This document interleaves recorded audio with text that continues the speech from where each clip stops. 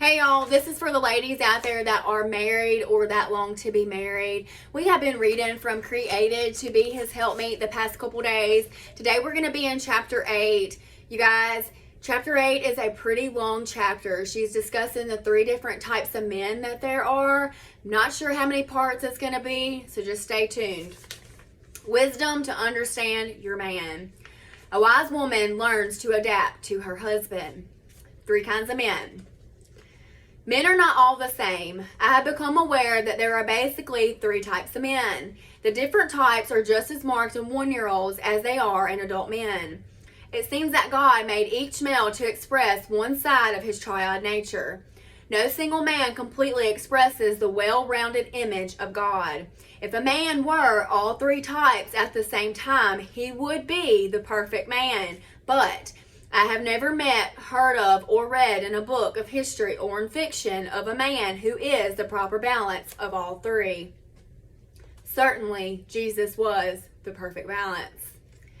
Most men are a little of all 3, but tend to be dominant in one. And all the training and experiences of life will never successfully make a man into a different type of man. There is nothing clumsier and more pathetic than a man trying to act differently from who he is. As we review the types, you will probably readily identify your husband and be able to see where you have been a curse or a blessing to him. By the time a young woman gets married, she has developed a composite image of what her husband ought to be like. The men that she has known and the characters in books and movies provide each woman with a concept of the perfect man. Poor guys. Our preconceived ideas make it tough on them. They are never perfect and far from it. God gave each one a nature that in part is like himself, but never complete. When you add in the factor that all men are fallen creatures, it makes a girl wonder why she would have ever want to tie herself to one of these sons of Adam. But God made us ladies to have this unreasonable desire to be needed by a man, and our hormones are working strenuously to bring us together. When a girl suddenly finds herself permanently wed to a man who is not like she thinks he ought to be, rather than adapt to him, she usually spends the rest of her marriage, which may not be very long, trying to change him into what she thinks the man ought to be. Most young girls are married only for a short time when they make the awful discovery that they may have gotten a lemon. Rather than bemoan your fate, ask God for wisdom. Key. Wisdom is knowing what you bought when you marry that man and learning to adapt to him as he is and not as you want him to be. Men are not alike. Your husband most likely will not be like your father or brother or the man in your favorite romance novel. Or our husbands are created in the image of God, and it takes all kinds of men to even come close to completing that image. No man is a perfect balance. If he were, he would be too divine to need you. God gives imperfect women to imperfect men so they can be heirs together of the grace of life and become something more greater than either one of them could ever be alone. If you fight your husband's inadequacies or seek to be dominant where he is not, both of you will fail. If you love him and support him with his inadequacies and without taking charge, both of you will succeed and grow. Mr. Command Man. God is dominant and sovereign and all-powerful God, and he is also visionary, omniscient, and desirous of carrying out his plans. And God is steady, the same yesterday and today and forever, our faithful high priest. Most men epitomize one of these 3 aspects of God. A few men are born with more than their share of dominance, and on the surface a deficit in gentleness. They often end up in positions that command other men. We would call them command men. They are born leaders. They are often chosen by other men to be military commanders, politicians, preachers, and head of corporations. Winston Churchill, George Patton, and Ronald Reagan are all examples of dominant men. Since our world needs only a few leaders, God seems to limit the number of these command men. Throughout history, men created in God the Father's image have all surrounded themselves with good men to help get big jobs completed. Command men usually do more than is required of them. They are known for expecting their wives to wait on them, hand and foot. A command man does not want his wife involved in any project that prevents her from serving him. If you are blessed to be married to a strong, forceful, bossy man, as I am, then it is very important for you to learn how to make an appeal without challenging his authority. We will discuss how to make an appeal later on in this book. Command men have less tolerance, so they will often walk off and leave their clamoring wife before she has a chance to realize that she's even close to losing her marriage. By the time she realizes that there is a serious problem, she is already a divorced mother seeking help and how to raise her children alone. A woman can fight until she is blue in the face, yet the command man will not yield. He is not as intimate or vulnerable as are the other men in sharing his personal feelings or vocation with his wife. He seems to be sufficient unto himself. It is awful being shut out. A woman married to a command man has to earn her place in his heart by proving that she will stand by her man, faithful, loyal, and obedient. When she has won his confidence, he will treasure her to the extreme. She is on call every minute of her day. Her man wants to know where she is, what she is doing, and why she is doing it. He corrects her without thought, for better or for worse. It is his nature to control. A woman married to a command man wears a heavier yoke than most women, but it can be a very rewarding yoke. In a way, her walk as his helpmeet is easier because there is never any responsibility of her being in control. There are no gray areas. She always knows exactly what is required of her. Therefore, she has a calm sense of safety and rest. The command man feels that it is his duty and responsibility to lead people, and so he does, whether they think they want him to lead or not. Amazingly, this is what the public is most comfortable with. Very few people have enough confidence to strike out on their own. Plus, the feeling of being blamed for mistakes holds them back. The command man is willing to take the chance, and for that purpose, God created these king-like men.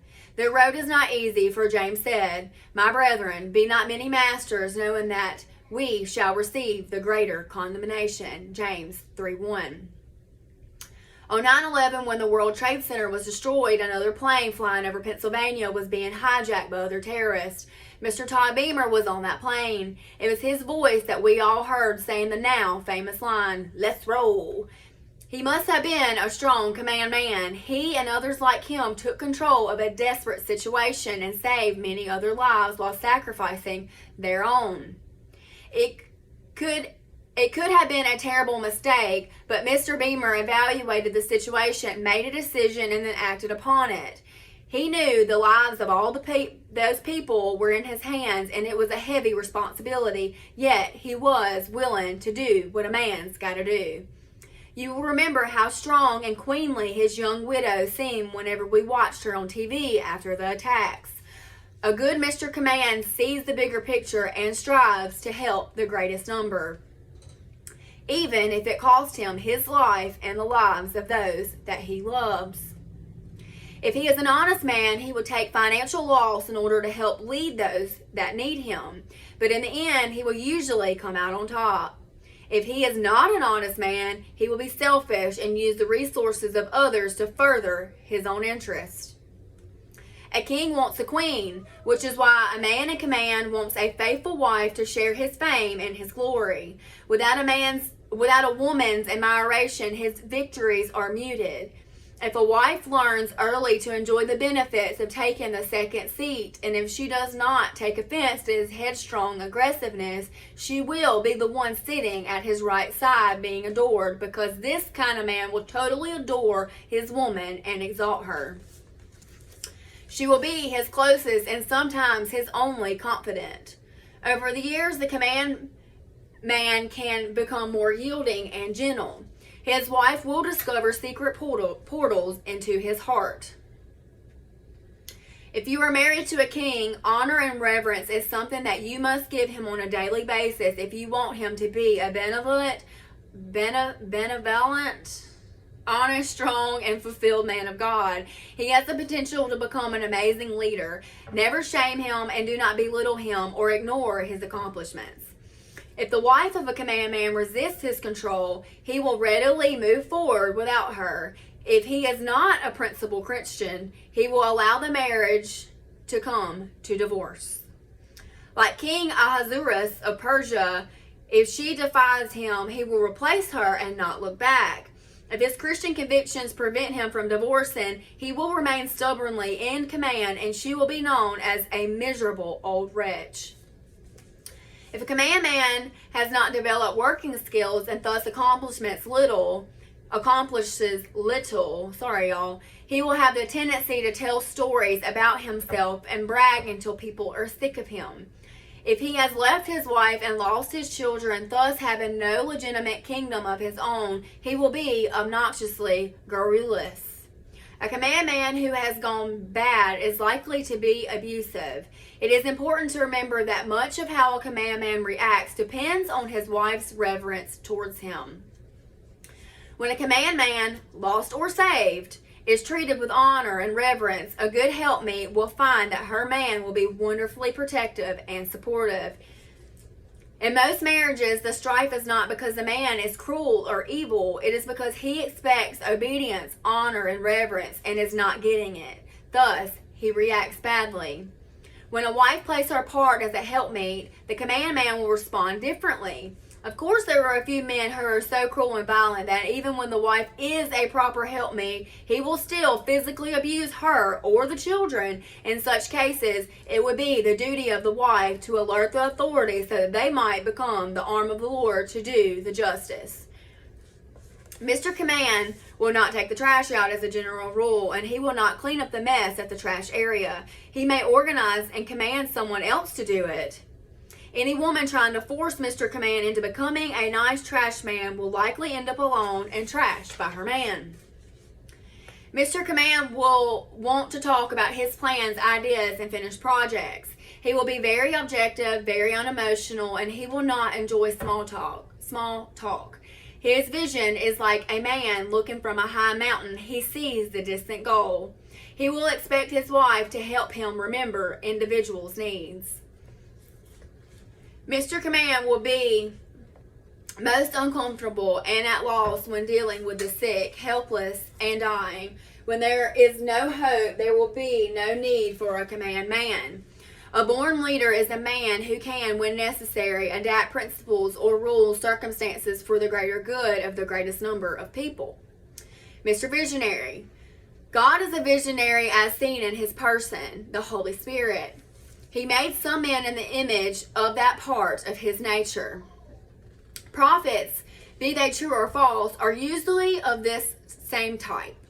Some of you are married to men who are shakers, changers, and dreamers. These men get the entire family upset about peripheral issues such as, do we believe in Christmas? Should we use state marriage licenses? Should a Christian opt out of Social Security systems?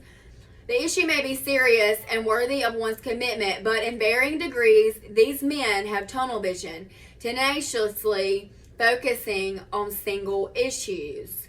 They will easily pick up and relocate without any idea of what they are going to do for a living at their new location. They are often the church splitters and the ones who demand doctrinal purity and proper dress and conduct. Like a prophet, they call people to task for their inconsistencies. If they are not wise, they can be real fools who push their agendas, forcing others to go their way. One visionary will campaign for the legalization of pot, while another will be an activist to make abortions illegal. Most will just sit around the house and complain, but in their souls, they are visionaries. Visionaries are often gifted men or inventors. And I'm sure it was men of this caliber who conquered the Wild West, though they would not have been the farmers who settled it. Today, visionary men are street preachers, political activists, organizers, and instigators of any frontline social issue. They love confrontation and hate the status quo. Why leave it the way it is whenever you can change it? They are the men who keep the rest of the world from getting stagnant or dull.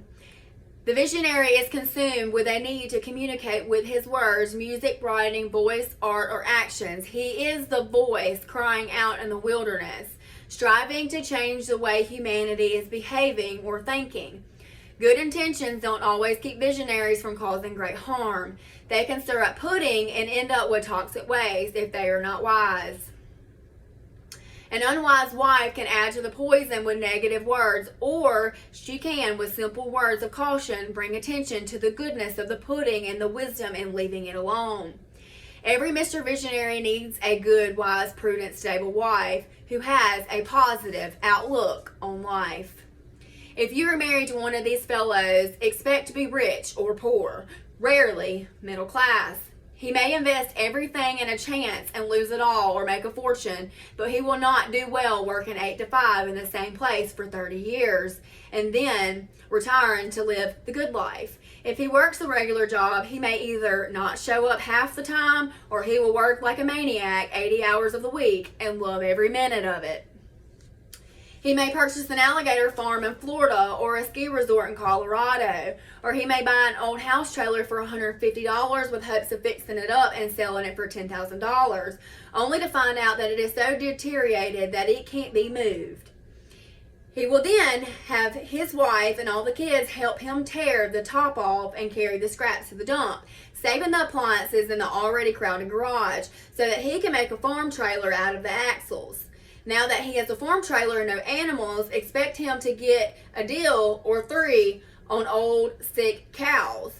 And he may never be rich in money, but he will be rich in experience. Come to think of it, maybe my husband is not 100% Mr. Command Man because he seems quite a bit like this Mr. Visionary. I remember on more than one occasion helping him tear down someone's old barn in order to drag the junk home to fill up our old barn. Remember, most men are a mixture of types, but usually stronger in one.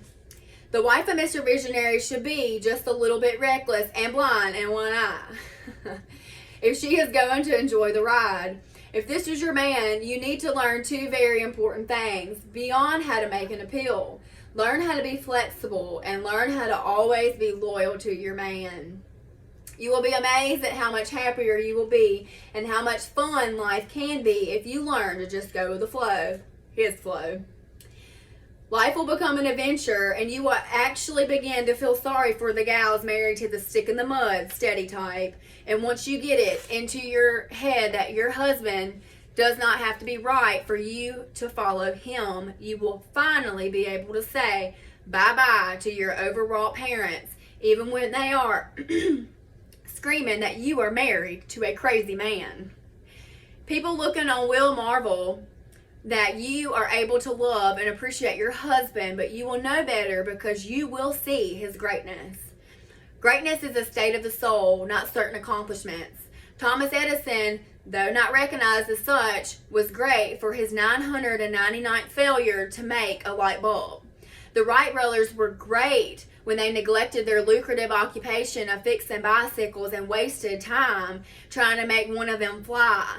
If the light bulb had never worked and the plane had never flown and no one remembered their names today, they would have been the same men and their lives would have still been just as full and their days just as challenging.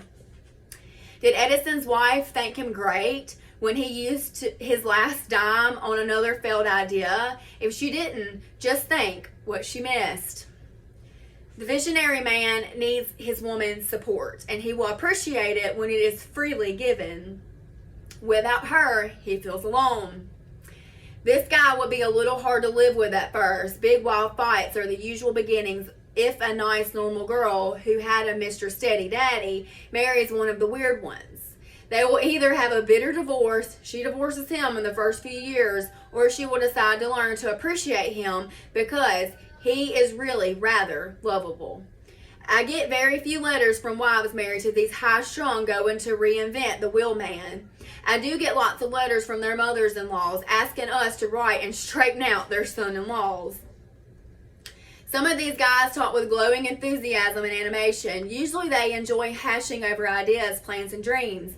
If you are married to one, he loves to tell you about his newest idea, and he wants your enthusiastic support, not a critique of his idea. He will look at his idea more critically later, but for the moment, the idea itself is invigorating to him. He will have 1,000 ideas for every project that he attempts, and he will try many that he will never finish, and he will finish some that are worthless, and you knew it all along. Remind him of that the next time he has an idea, and you will destroy your marriage. But you won't change him, and he will share his dumb ideas with somebody else. All right, y'all, and then we're going to go into part 2. We're going to pick up with learn to enjoy the trip.